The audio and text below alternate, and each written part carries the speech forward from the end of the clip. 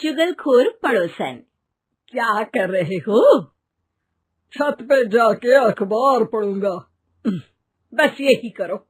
तुम्हें पता भी है कि बहू क्या गुल खिला रही है? उसने नया फेसबुक अकाउंट बना लिया है। रोज 10 फोटो डालती है।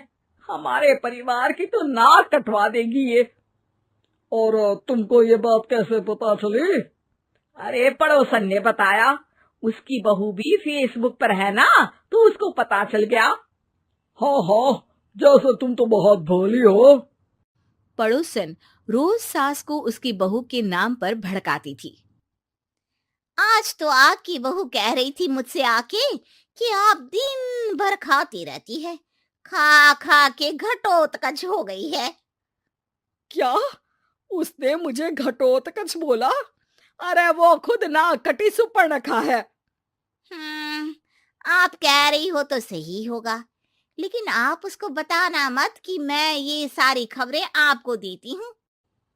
शाम को जब बहू पड़ोसन के पास जाती है, आज तो तेरी सास तुझे सुपर्णखा कह रही थी, कल ताड़का भी कह देगी। पता नहीं इतनी अच्छी बहू मिली है, फिर भी वो तुझे राक्षसनी क्यों समझती है? आप कितनी अच्छी हैं। आप मेरी सास की हर बात मुझे बता देती हो, वरना मुझे पता ही नहीं चलता कि वो मेरी पीठ के पीछे इतनी बुरी बात करती है। चालाक पड़ोसन रोज ही दोनों सास बहू के सामने उन दोनों की ही बुराई करती और चुगली करके बातें बता देती, ताकि दोनों में हमेशा लड़ाई होती रहे। आपने तो बस छत पे बैठ के अखबार पढ़ना है और चाय के घूंट पीना है। बहू की वजह से मुझे तो जहर के घूंट पीने पड़ रहे हैं। कल वो मुझे मोटी घटोत्कच बोल रही थी। तो तुम भी तो उसको नाक कटी सुपर्णखा बोल देती ना। हाँ हाँ, वही बोल दिया मैंने उसे। आप मुझे कितना समझते हो। बहुत अच्छे से। अब मुझे वो ये बात पड़ोसन ने बताई ना, वही तो है आपकी शुभ चिंतक। पर मैं इस बहू को ना सबक सिखा के ही रहूंगी। जरूर सिखाना चाहिए, पर आज तुम मेरे साथ शाम को छत पे बैठना, एक तरकीब बताऊंगा।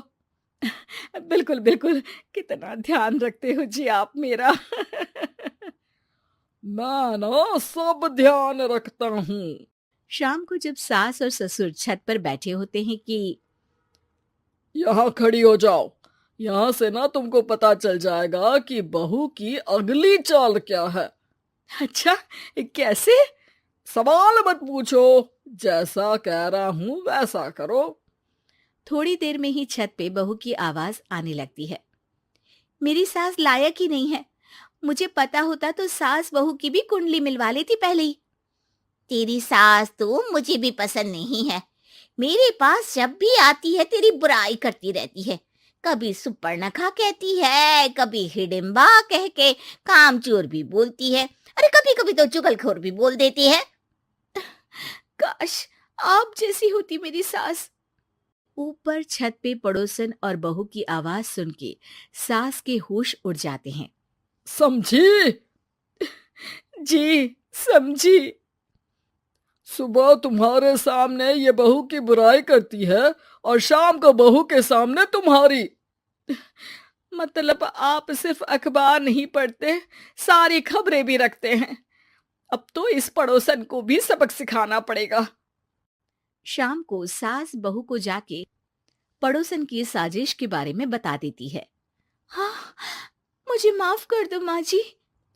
तुम भी अपनी माँ जी को माफ कर दो, इन्होंने भी तो तुमको बहुत कुछ कहा है। अरे बस बस, अब ये सोचो कि पड़ोसन को सीधे कैसे करना है। अगले दिन सुबह पड़ोसन सास का इंतजार कर रही होती है, लेकिन वो देखती है कि वहां सास और बहू एक साथ आ जाते हैं। अरे अरे, आज दोनों एक साथ। हाँ, सोचा कि बहू की पीठ पीछे बुराई करने से क्या फायदा, मुंह पे ही बोलती हूँ मैं। हाँ, मैंने भी सोचा आपको 2 बार मेहनत करनी पड़ती है, एक ही बार में काम खत्म कर लोगी। हैं? वो मैं आप लोगों को कैसे पता चला? क्योंकि ऊपर वाला सब देख रहा है। पड़ोसन ऊपर देखती है, वहां ससुर खड़े होकर हंस रहे होते हैं। मतलब आप हमारी बातें सुन लेते थे? हाँ, सुन लेता था और मजे भी लेता था।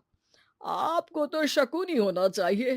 क्या चाल खेली है आपने, एकदम सास बहू के सीरियल जैसी। तो बताओ पड़ोसन जी, मेरी बहू ने आपसे अब मेरे बारे में क्या बोला? यही बोला कि सास बहुत अच्छी है, बहुत ध्यान रखती है।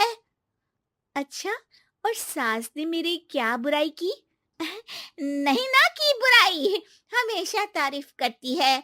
भगवान सबको ऐसी सास दे। मेरी गलती है जो मैंने आप लोगों में आग लगाने की कोशिश की।